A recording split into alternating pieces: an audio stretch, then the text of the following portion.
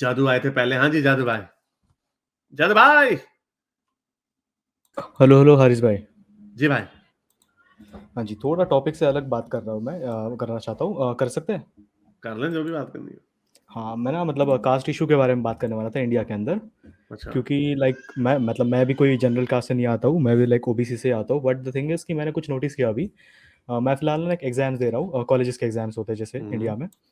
तो इंडिया में ना आपको पता होगा कि रिजर्वेशन सिस्टम है, कि लाइक जो एससी एसटी ओबीसी के कास्ट वाले होंगे उनकी रिजर्वेशंस होंगी और उनको उसी का इससे एडमिशन मिलेगा कॉलेजेस में।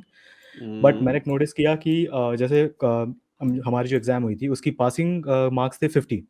ओके। एंड मेरा एक दोस्त है जो एससी कास्ट से बिलोंग करता है एंड उसके 30 मार्क्स आए थे।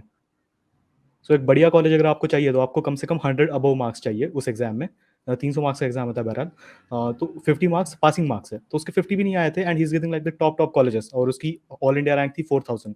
हालांकि सिर्फ 10,000 बच्चे सेलेक्ट होते हैं 10 लाख में से, उसकी ऑल ओके। इंडिया रैंक आ गई थी। और अगर इसके बारे में अगर कहे कि वो सीट चुरा रहा है किसी जनरल कैटेगरी का बच्चे का, तो ये भी नहीं कह सकते, क्योंकि जो 2000 3000 सीट्स ब्लॉक्ड है कि इसमें सिर्फ एस सी एस टी आएंगे, वो उसी सीट में जा रहा है। तो इसका मतलब तो ये है कि जो बाकी एस सी एस टीज़ के जो लोग हैं उनके पास इतने रिसोर्सेज ही नहीं है कि वो इतना compete कर पाए कि वो 30 मार्क्स भी ले आए। इसका तो मतलब यही निकलता है ना, क्योंकि अगर देखा जाए तो 24% नियरली इंडिया का population S C S T है, 40% इंडिया का पॉपुलेशन ओबीसी है, एंड स्टिल 30-40 मार्क्स में जो एस सी एस टी आता है वो सेलेक्ट हो जाता है कॉलेज में। ओके। तो इसका एक तो मतलब ये निकलता है कि वो जनरल कैटेगरी के बच्चों के मार्क्स या फिर सीट्स चुरा रहे हैं, और दूसरा मतलब ये निकलता है कि हालांकि वो सीट्स तो उनके बुकड है ना ऑलरेडी, 20% 30% कॉलेजेस में सीट्स बुकड है, वही सीट्स में वो बंदे जा रहे हैं।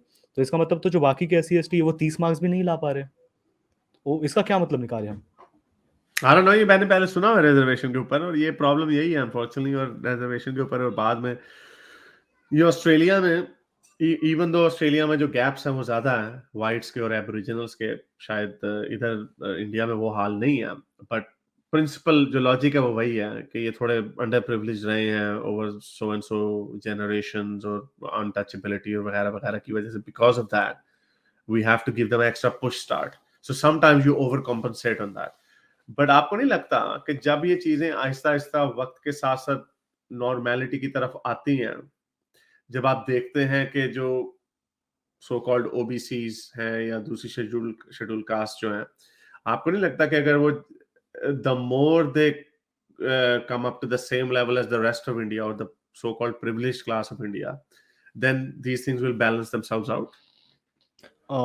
इसके बारे में लाइक अगर बताया तो मेरा जो दोस्त था जिसकी मैं बात कर रहा हूँ, he is like pretty good in economic things, कि उसके पापा का अच्छा बिजनेस चल रहा है, उसकी मम्मी का लाइक उसकी इकोनॉमिक कंडीशन बहुत बढ़िया है।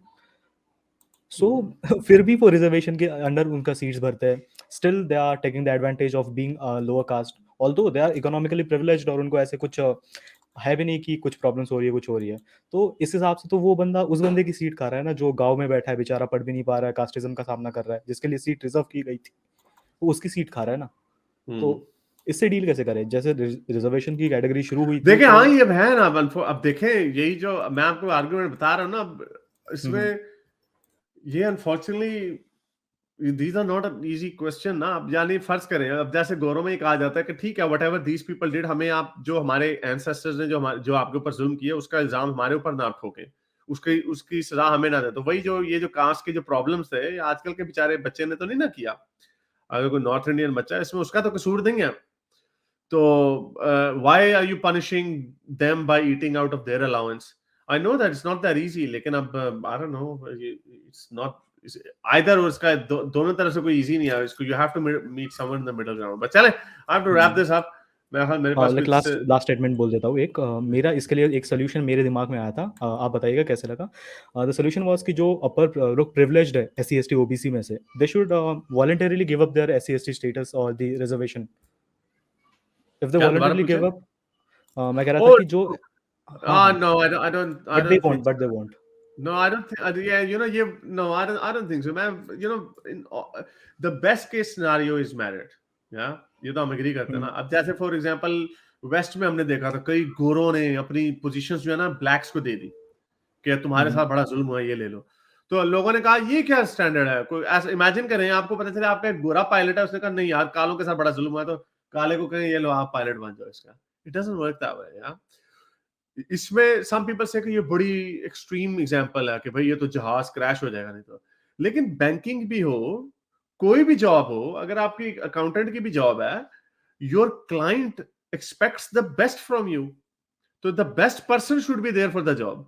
ना तो मेरा नहीं, ख्याल से आप सारी आप अलग चीजें चले गए, आप अलग चले गए। मैं कह रहा था कि जो एससी एसटी ओबीसी में है, लेकिन वो लोग प्रिविलेज्ड है इकोनॉमिकली या फिर सोशली, वो लोगों ने गिव अप करना चाहिए for the under privilege SC ST people, नहीं, मैं कह रहा हूँ नहीं करना चाहिए ना, मैंने आपको इसलिए ओवर एग्जांपल प्रिविलेज दिया एससी ना। ST people. No, you saying कि अंडर प्रिविलेज को देना चाहिए फॉर प्रिविलेज्ड। ना ना, आई वाज सेइंग कि जो रिजर्वेशन कैटेगरी है ना, हाँ, जो एससी जो STs under OBC privilege by, के लिए है।